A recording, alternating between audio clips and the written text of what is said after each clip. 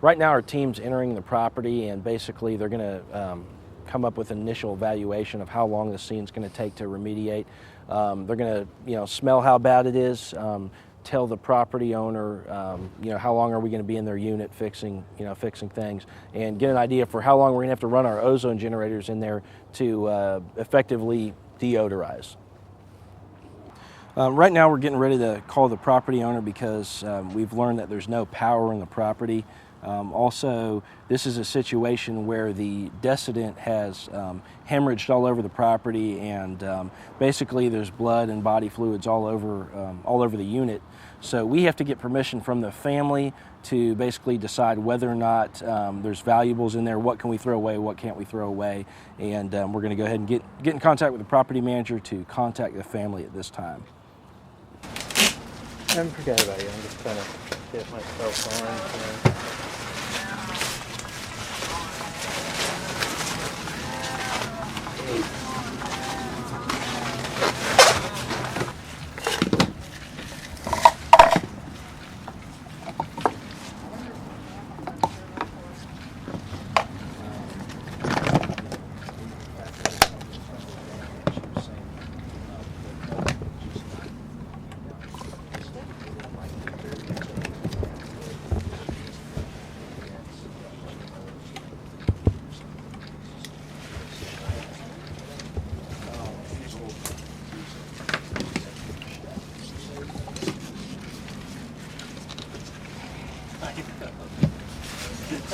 I know, right? Right now we're mixing up the chemicals that are going to be used on scene. We have a hospital grade disinfectant. We also have an enzyme. They are mixing that up at the moment. As you can see, they're suited up as they're handling these chemicals. We have spray bottles that we continuously use, and the contents that go in there, those get all handled during the course of the scene. So obviously we're suited up in a protected effort, to safeguard our staff. They're using an enzyme to break up the blood, to help us, clean all the surfaces.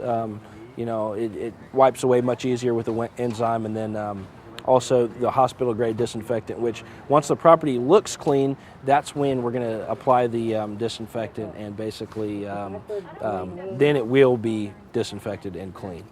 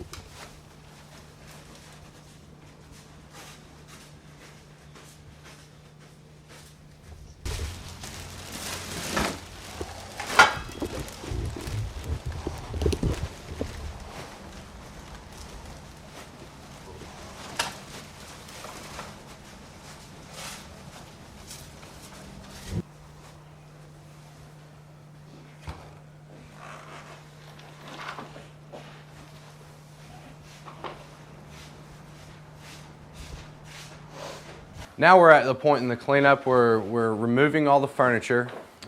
Dave, the supervisor, is notating everything that is getting thrown away.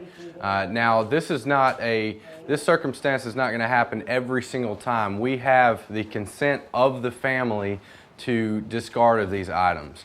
We will never discard of anything without letting the family know first and having their consent, and also even after their consent, we will be notating everything that is getting thrown away.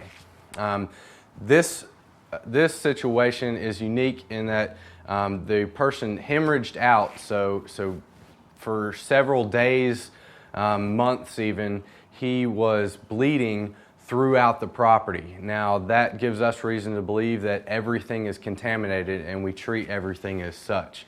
And right now we're just clearing out the whole property so that we can have a clean palette to work with. The next step after everything is out, we'll be removing the carpet and really getting into the nitty-gritty side of the cleanup, the real detail-oriented side. That's where the enzymes and disinfectants will come into play. If you want to point over here, this situation, this fellow, he had a disease. He needed to use different medications. So we have a sharps container. We're also putting knives, forks, anything that could poke through the rubber PPE that we have. But we're also going to be putting the needles. Any kind of dangerous sharps are going to be separated out from all this trash, just for safety's sake, trying to keep our personnel out of harm's way, because we treat every situation as if they are extremely contaminated, and we, even if the family assures us 100% that this particular person did not have any disease, we're not even going to take that risk. We treat every piece of property as if it is contaminated in the worst ways possible.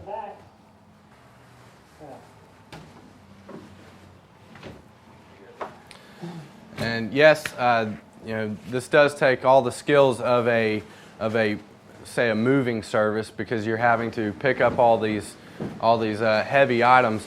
But remember, keep in mind that all of our guys are fully downed in personal protective gear, and this makes things that much more tolling on the body. Oftentimes, like this situation, we're actually without power, and if it were summertime, 100 degrees outside. I mean, we're in Atlanta. During the summer, you have 100-degree days all the time. This could be a real hot zone, and inside this PPE, it gets that much hotter.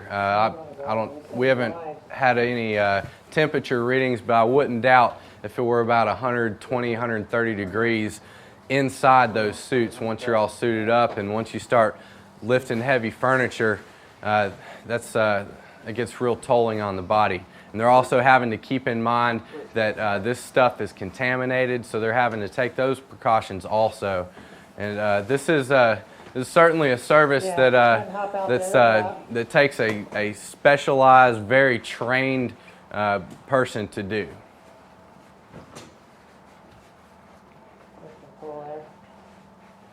There we go.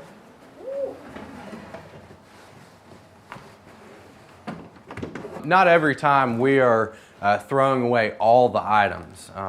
In a situation where the family wants us to keep certain things, we would bag them in these clear bags, and we would label them as biohazards if they were in the vicinity of the gunshot or whatever the situation was. Not all insurance policies cover the cleaning of the contents. In a renter's insurance policy, most likely it does. And in that situation, we would take the contents that were in the area, and we would professionally remediate them with our disinfectants. If that was not outlined in the insurance policy, we would bag them up in these clear bags, and we would advise the homeowner on the biohazards that were at risk, and they would be in charge of discarding or cleaning their items unless they